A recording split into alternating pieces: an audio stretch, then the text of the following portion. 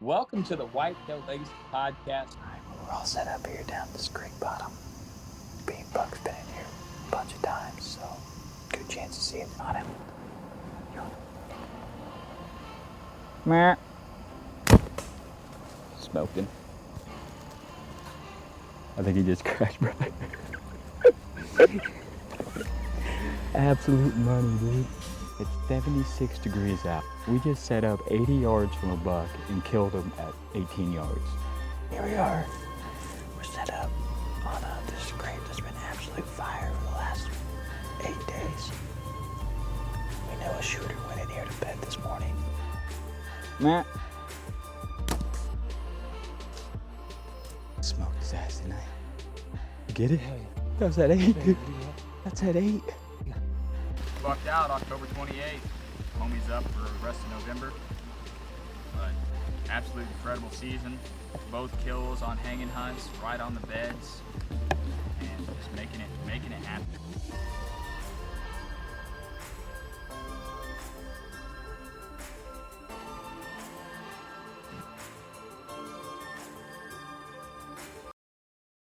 Welcome to the Whitetail Legacy Podcast, coming in your ear holes. And this week, we're talking with Andrew Jordan. We're talking all about EHD, his plan for this year when he realized that he had EHD on his farms, what he did to kind of counteract the season and have a successful season, and then what his plans are for the future. We go over a lot of things that he had dealt with EHD in the past and kind of sped up the process, a lot of things about talking to the neighbor, passing those younger deer, a lot of stuff that will help the EHD go a lot quicker, get through the system, and hopefully not happen again. But I know a lot of people are struggling with this. Multiple counties in Illinois got it. Luckily, we didn't get it in my county, but Ohio is very, very sound like it got tore up over there. So hopefully you can maybe pick up a topic in this or a tip and maybe make the process of that EHD on your deer herd be a little easier on you. Got some very exciting news I finally can share with you guys. Our friends at Exodus, I just got word that they're introducing the all-new Exodus Rival. The Rival is a budget-friendly cellular trail camera that is reliable, hardworking, easy to use, but still feature-rich. Over the last year, the Exodus team were working hard behind the scenes, building their next generation of cameras, taking consumer feedback and delivering, in their opinion, the best budget cell camera on the market. The Rival is a budget-friendly cell camera coming in at the price of $179, and the camera flat out works. And of course, it's backed by that Exodus 5-year no BS warranty. Unbelievable. Get that 5-year warranty on a cell cam out there for $179. But it gets better. Keep listening. The Exodus Rival is built with the same durability you're used to when you use any Exodus cam, but it has that lightning fast cellular capabilities, easy to use setup, and great photos.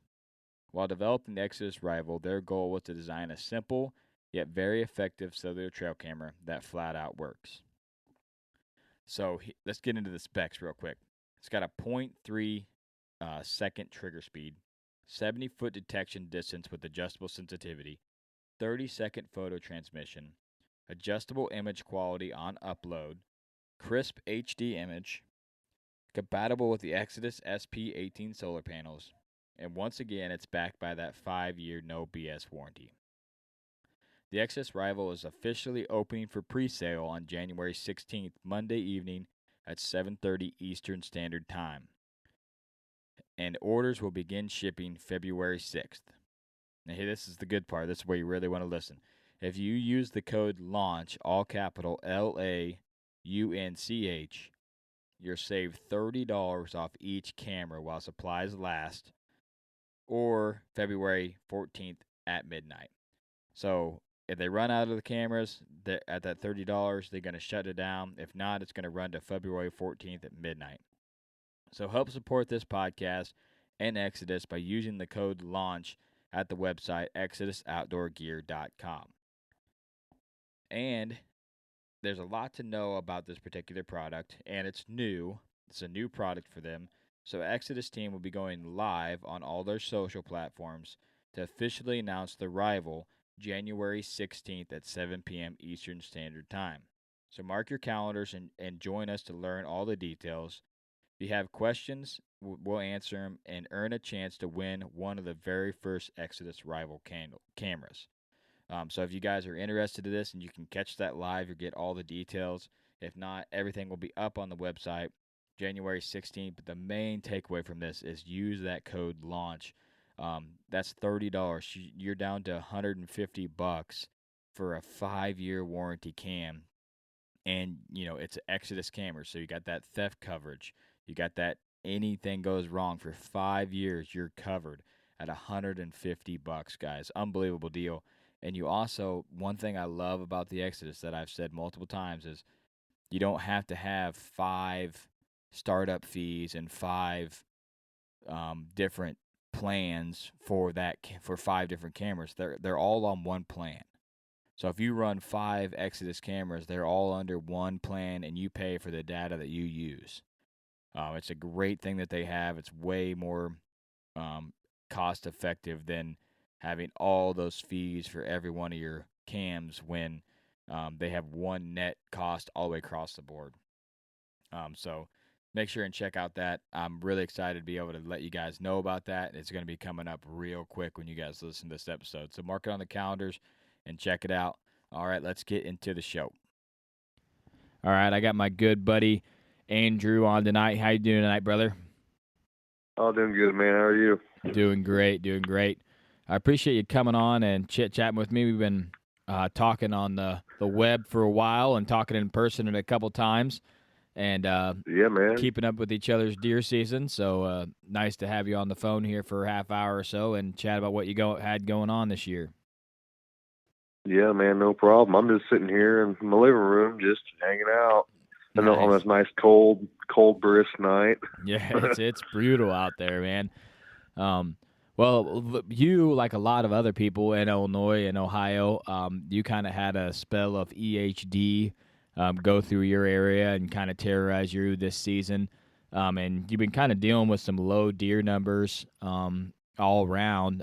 So I just kind of wanted you to kind of put your 2 cents on kind of how you went into this year and then figuring out you had EHD and how you what your approach is going now. So go ahead and start off with, your plan on, before you had the EHD, your plan going into season. Okay. Well, last season I hunted over 30 some days straight, meaning like I hunted before work, after work, weekends. And, I was on some pretty good deer. And I was unsuccessful. I passed a lot of good young deer up, thinking that this year, maybe like, okay, if I pass them up, those 3-year-olds and maybe those junker 4-year-olds, that they're going to be older this year. That was my plan, because last year everybody was saying the deer numbers are finally where they need to be. But getting back to where they used to be from 2012, 13, well, it's 2011, 12, and 13. Mainly from 2013 is when we really got really hard. So they're finally making a comeback from that. So last year I was unsuccessful. Going into this year, I had very high hopes. All summer long, you're planning, strategizing from the year before, thinking, okay, I need to be here. And I put my cameras out around June, and in mid-June to first part of July, and it was very slow at first. And then all of a sudden it picked up. I had some nice deer show up on camera, but it was on my main home farm that I noticed that, from years past, you would see you'd see a lot of does. Then you would see I would have at least 4 shooters on camera. In velvet, running around and, driving around the area, you'd see them, but we also had a lot of corn in. So I wasn't really, hesitant at first. I'm like, oh, the corn's all in, we'll be good. And all my buddies and everybody I talked to around was saying, yeah, it's kind of slow. It had been about August comes around, and we got some word that there's been some dead deer found, and I was scratching my head like, man, I hope not, because I had some pretty good upcoming shooters coming up that I was looking forward to getting eyeballs on, pictures of, trying to go forward to hunting with them. And so mid-August comes around, comes first part of September, the word comes out. My home, around one of my home areas, there was start to be cases of 10, then 20, then 30, then 40, then 50, then, so on and so forth. You just keep on hearing these deer numbers rack up, and you're like, oh my Lord. And then you actually go put boots on the ground, and then you go scout, and you look for sign, and it's not there. What do you do? So I had to regroup and think, man, this isn't good.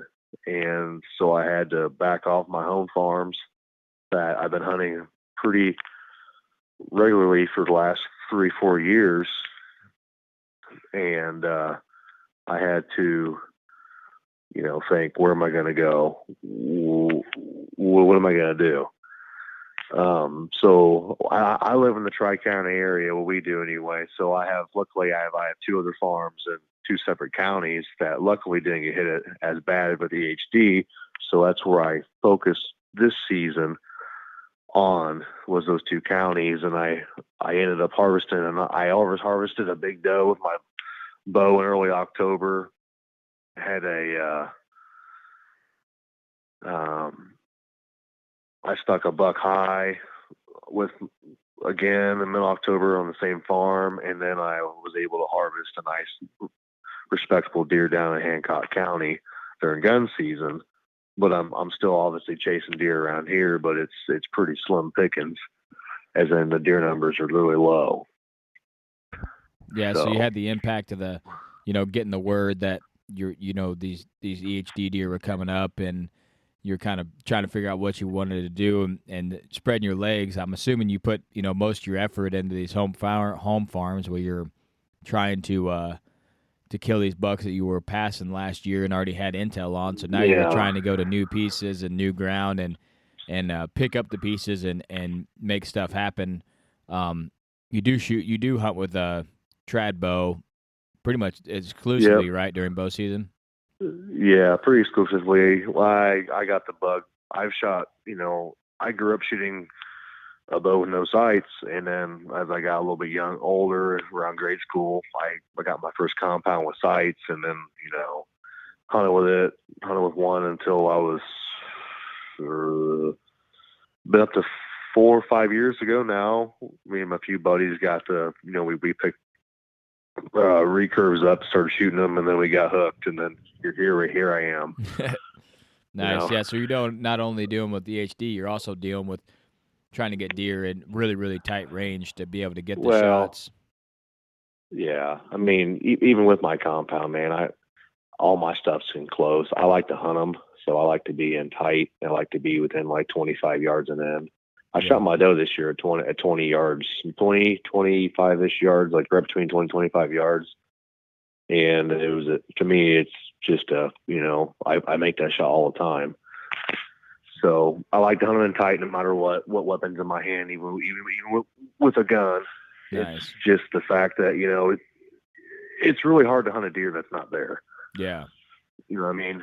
So my home area, I have four pieces that I could technically hunt. 2 of them I hunt pretty exclusively. And on those pieces, they're known for early October for, bucks to come in, and then late season, as I'm waiting on right now. And it's been pretty rough. I mean, I haven't even touched my food plot that me and my father have had between me and him. It's been, more or less for him, it's been over 20 years, and we've had some good luck in there. And this year I've only hunted, we have almost an acre of standing beans, and I have had one single mature deer in it all year. Besides the other night, my cell cam popped off, and I finally had one in it. But I couldn't tell exactly what it was, because it was just far enough away for that camera. I could just pick up antlers. That was about it. Yeah, that seems like it's weird how a lot of people say, oh, if you plant the beans, they'll come. But you have to be in an area where the bucks are to be able to locate that and understand that the food's there. Because I've had the same thing where I plant, it's a little over half an acre, and a lot of people were like, oh, you can't plant that much because the deer will just wipe them out. Well, when you don't have high deer numbers, they won't get wiped out, especially if you have corresponding ag around. I always had food late season, and during shed season, I'd have bean pods still on, like there's still food out there. So last year was probably the first year that I actually seen a bump of deer late season because that food was there. But I also planted another late season plot that they were hitting much harder, and I'm kind of waiting on that same thing, waiting on that late season opportunity. But I think you were smart with the way you dealt with EHD. I know a lot of people are struggling with that in a lot of different states, and they're kind of hunting the same areas a lot, and maybe they're bouncing around. But I don't think they're traveling way far. I mean, you went all the way out and mule deer hunted just because the deer density was low, so you're thinking, hey, man, let me take this opportunity and go try to make this happen. Yeah, that was in like mid-September that I went out and did that in northwestern Nebraska. We went out, me and a good friend of mine, we went out and ground and pounded for a week out there. He was able to harvest a big whitetail doe. But even out there, it was pretty tough because I think a year or two ago out where the location we were at, they had EHD real bad and they had wildfires. So we didn't know this until we got out there because, seeing stuff on social media to word of mouth to actually seeing what's going on is three different ball games. So we had to figure it out when we got out there, and then we're like, oh man, we spent 4 days out there and it was pretty brutal. So then we traveled all the way across the state. I mean, in one day, we went from one side of the state to the other side of the state in one day and finished the last 3 days in eastern Nebraska chasing whitetails, doing what we know how to do. And we ended up being successful and bringing home some meat in a cooler. So you gotta, when EHD hits, it's really hard. And some guys, they're limited on like what they can hunt. Like I'm limited to a certain extent. I mean, I got farms, but I have some around where I live, and then I have my other 2 main farms are within 20 minutes. But some guys, they're all limited to one parcel, and then they got to figure out where else to go, or they're just stuck there. And it's really a long season when you have nowhere else to go. Yeah, waiting. I got a good buddy, Garrett. Garrett, you've been on his podcast as well. They struggled with EHD that 1 year. I mean, it altered their farm for years and years and years, and they finally coming off of that. So on your home farm, did your deer get wiped out, or did it just lower the number of shooters? Or what's it look like? This year? Yeah. This year or past or the past when it first happened? This year. Oh, this year? Well, basically last year I was after one deer and he's back, but he's on the decline. He's still alive. There's one I was after. There's a total of 6 of them, and there was 3 younger deer that was ranged from 2.5 to 3.5 years old. That they had real good potential, like some killer 5x5, and there was even a 6x6. He was going to be killer. I let him walk at 10 yards as a 3.5-year-old with a recurve last year. It took everything in me not to shoot him.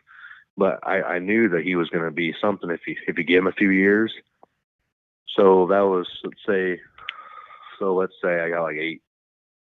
I was in my general area within like a 3-mile radius, let's say, or a 3 to 5 mile radius, let's say. Those are on my radar. And this year I have 2, if that. Yeah. I know one's still alive because I picked his left side up last season. It was the first shed of the year. Yeah, but he didn't show up until like mid-October, and I know where he's living, but I can't hunt him in there. Yeah, I can't go in there, kind of thing.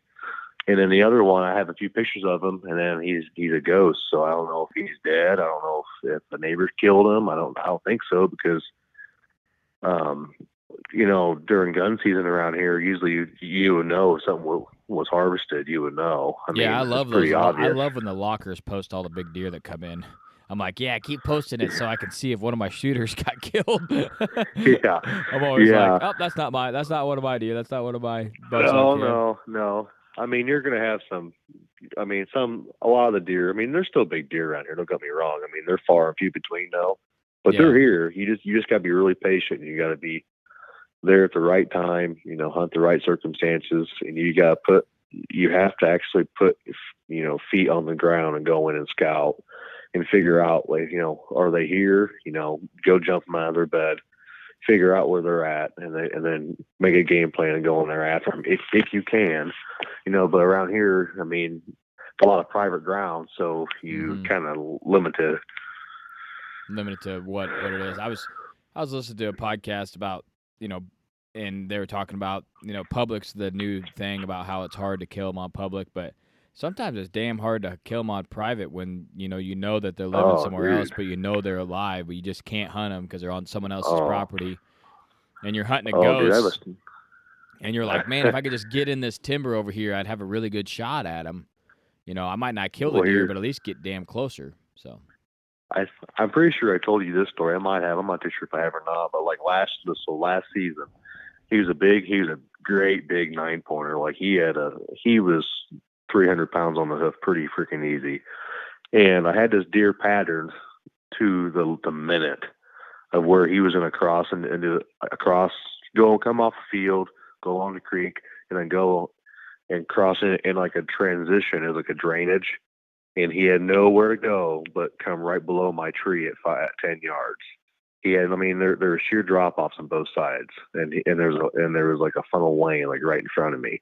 It was just a natural travel corridor. So on my still camera would always pop off this time of night. So the fourth day in a row, I dove in there, right? I seen the buck, and he was still farting around the field, and I rattled and snort wheezed, and he turned his head, and his whole demeanor changed, and he bristled up, and he was on a mission. He was coming right to me, and then he was about 100 yards out ish, and then his whole demeanor changed again. He snapped his head to the left, and he disappeared, like he trumped off across the field and disappeared, and I never seen him again. And then all of a sudden, he went ghost. Like, what's going on? So the next week and a half, I was hunting this deer, and then I went and talked to the neighbor one day. He's like, "Hey, did you see that deer at the stator shop?" I'm like, "What do you mean?" And then he showed me a picture of it because he helped him load it that night. And I'm like, "Oh, are you kidding me?" The people that own the property next to where I have permission lease the ground, and some guy from I think Mississippi came up and shot him, which good for him. But I'm like, I wish I knew that. I was wasting my time hunting a deer that didn't exist. Yeah, that's the worst, man. When they're gone and you're in there like, oh, he might be alive, but I'm not sure. I got a couple that should have showed back up already after gun season, and they haven't. And I'm like, oh, boy. Where you at, boys? Yeah, I got some more cameras I can pull to see if they on any of them. But so as much as I know about EHD, I mean, there's really nothing that a hunter can do. It's so, terrible. There's no treatment. You don't know if the deer has it until pretty much, I think, 36 hours before it's dead. Like, it don't show signs until, 36 hours or so before it's dead. So you're hunting these deer, you got pictures of them 3 days ago. You're like, oh yeah, he's still in here, still alive, and then he dies, and you have no idea. So it's really like the ultimate trump card of you have zero control over anything. Yeah, you really don't. A bad roll of the dice for a lot of people, and I wanted to have this episode just because I think a lot of people are struggling with this, and people are going to be doing a lot of the different things, but the main thing to do is try to find a farm that didn't get hit with EHD. It's easier said than done for sure, but that's what you did, and you knew that the hunting was going to be less there, and you'd already put all the work in this other farm, but when you're, it's a numbers game out there when you're trying to kill bucks, and it's hard to kill what's not there, for sure. So what do you think your plans for next year are? Do you think that you're run your cams on that farm hoping something survived, or was there any young bucks that made it that you might potentially be hunting next year? Or? Well, I actually put eyes on. I actually hunted my food plot the other night, first time the second time in the whole year. And right before dark, I looked behind me, and I call him a high eight. High eight was right behind me. He's just a 2.5, 3.5-year-old 8-pointer, but he's really tall. Just had his ears, but he's really tall. But his beams are like, I don't know. He's just not that big. He looks good when he looks at you, but when he turns his head, he's really tight. He's tall. Yeah. But his body, he's young. He's like 2.5-year-old, 3.5 at tops. But he's on my radar. Going to next year, though, I'm actually probably going to lose a farm. The farm I shot my doe on, I stuck that buck on this year, because unfortunately they're selling it, I'm pretty sure. So I have to find me a new farm, another one somewhere. I will find one, but it's gonna be a struggle, because everybody, you know how that game goes. But that being said, I have one in mind that I'm going to spend a lot more time on.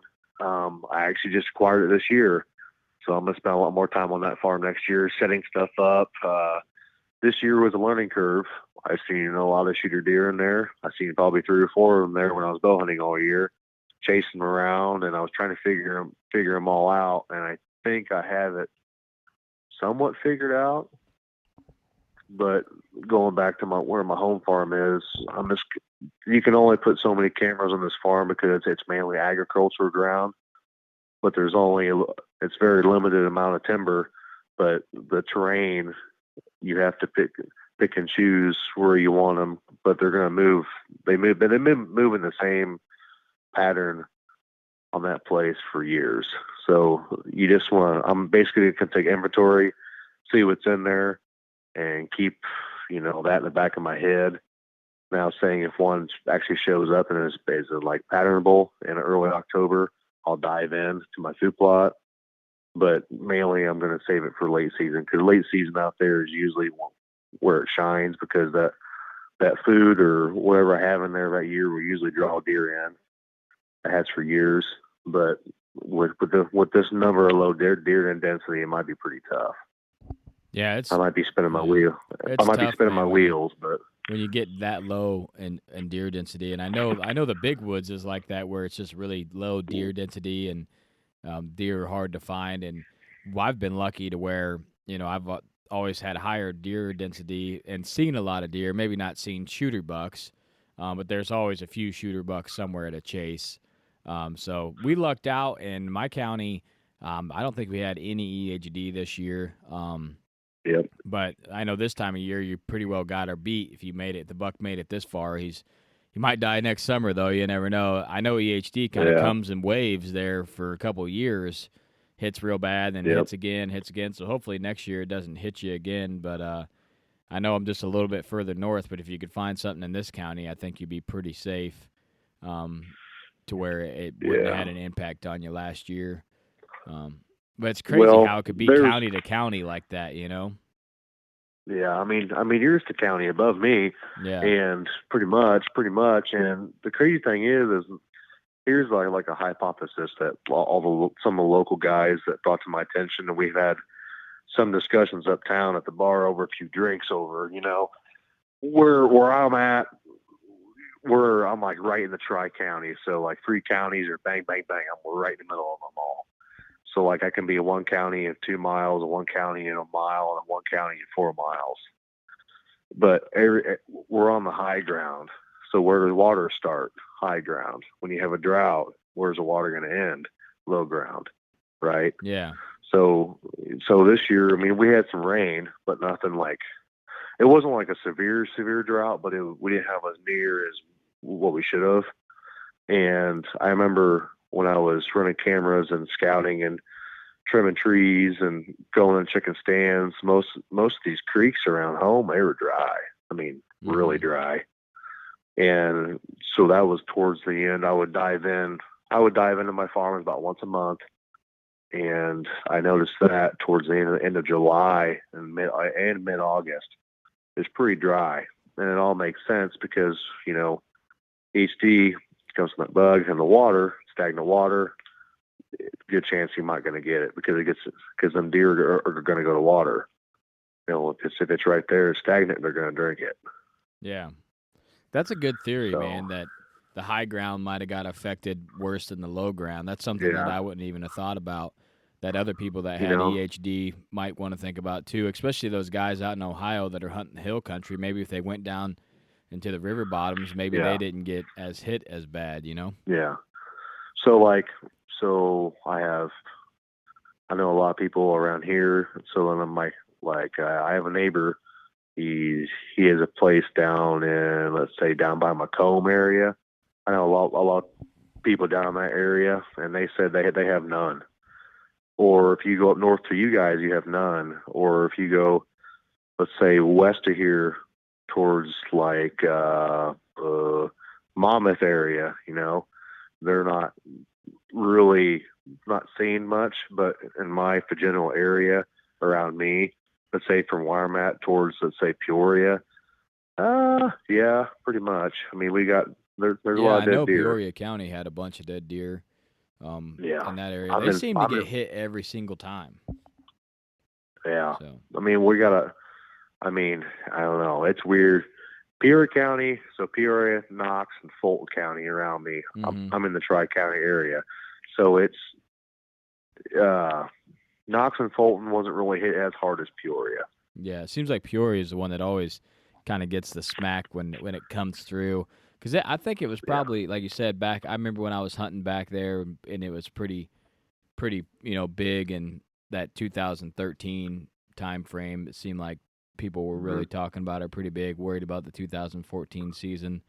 A lot of dead deer, but it's just such a tragedy that it kind of takes out the older age class bucks as well when it does come through, and it really puts a damper on.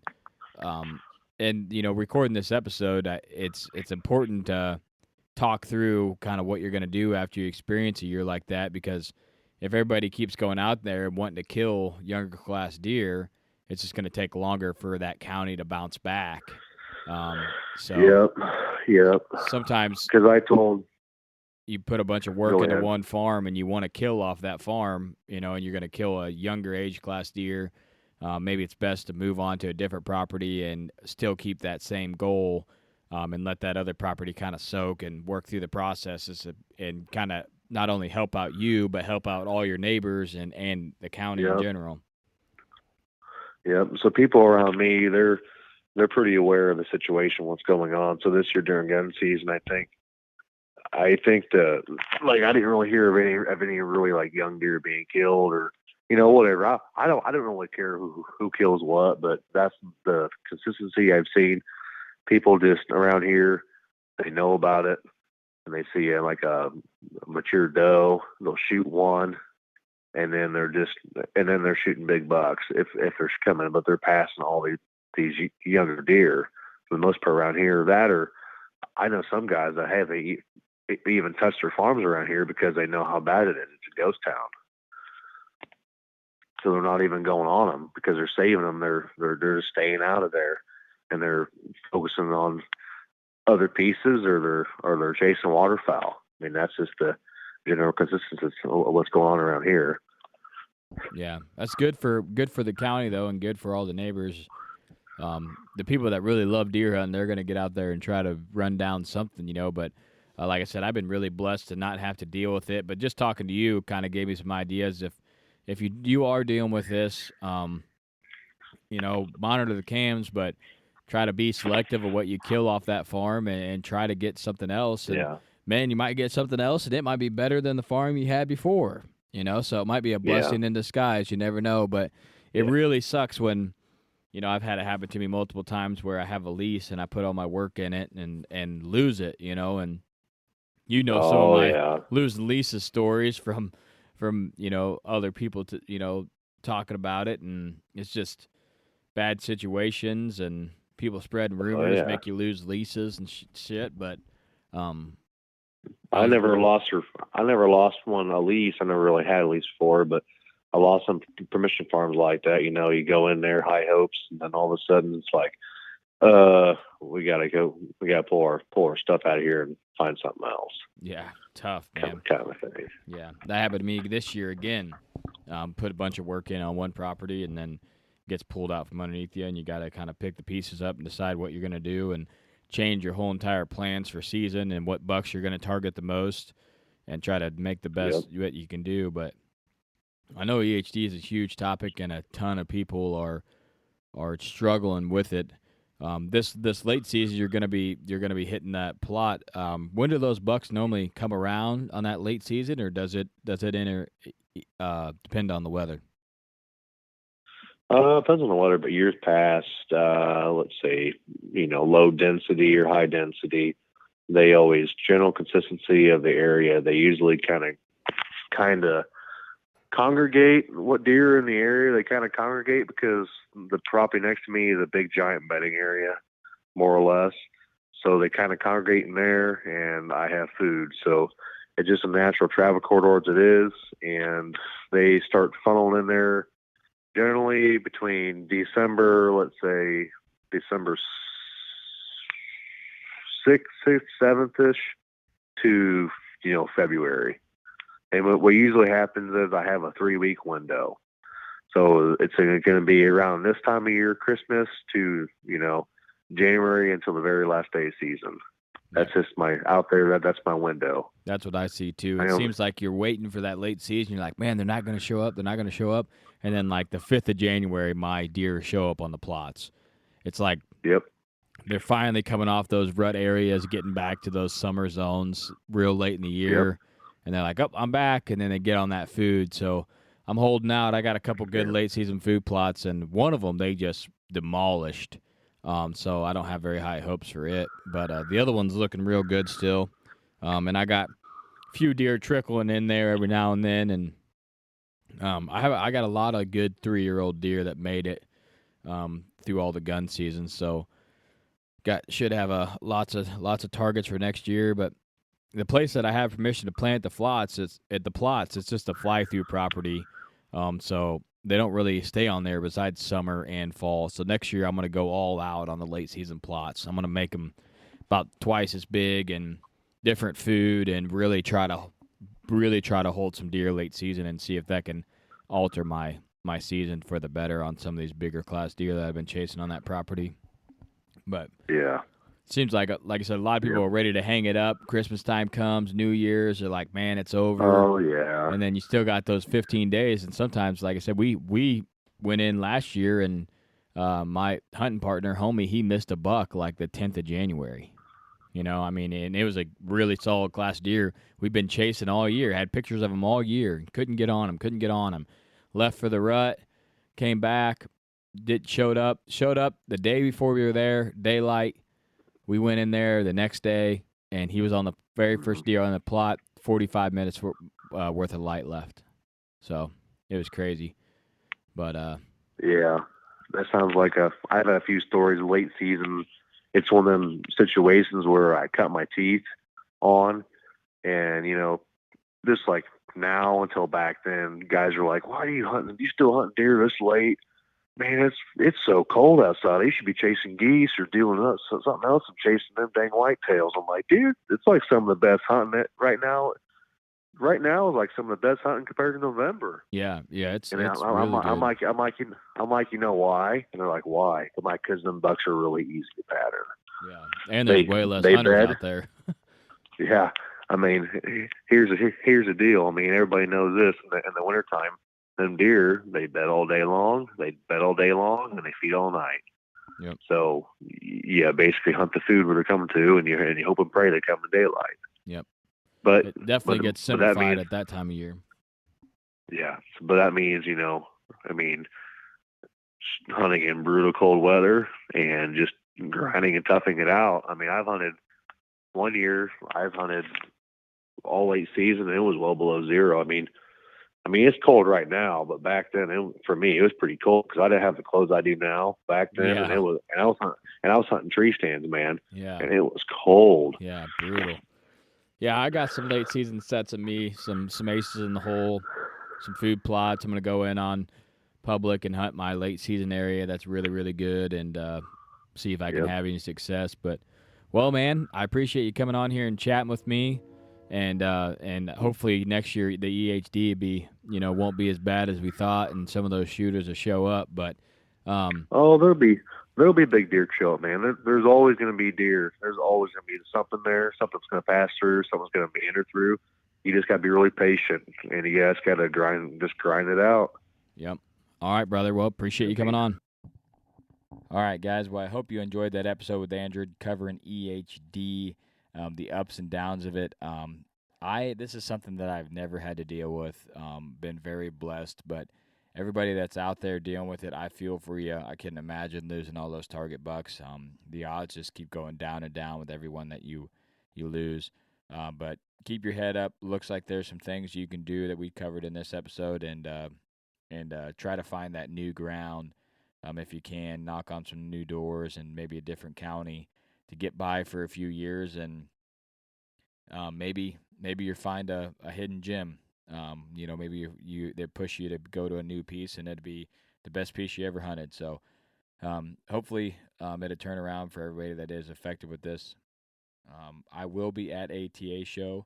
If anybody that's listening to this wants to meet up, got to be hanging out with the Born Again Bow Hunting guys. Maybe record a couple podcasts. Not 100% sure, but definitely going to have a good time with them, hanging out and enjoying the atmosphere. Talking to a few companies and checking out the new products. So, like always do the right thing. Try to leave a legacy, and Whitetail Legacy is out until we're coming in your ear holes next Wednesday at 11 a.m. Central Time. Thank you, guys.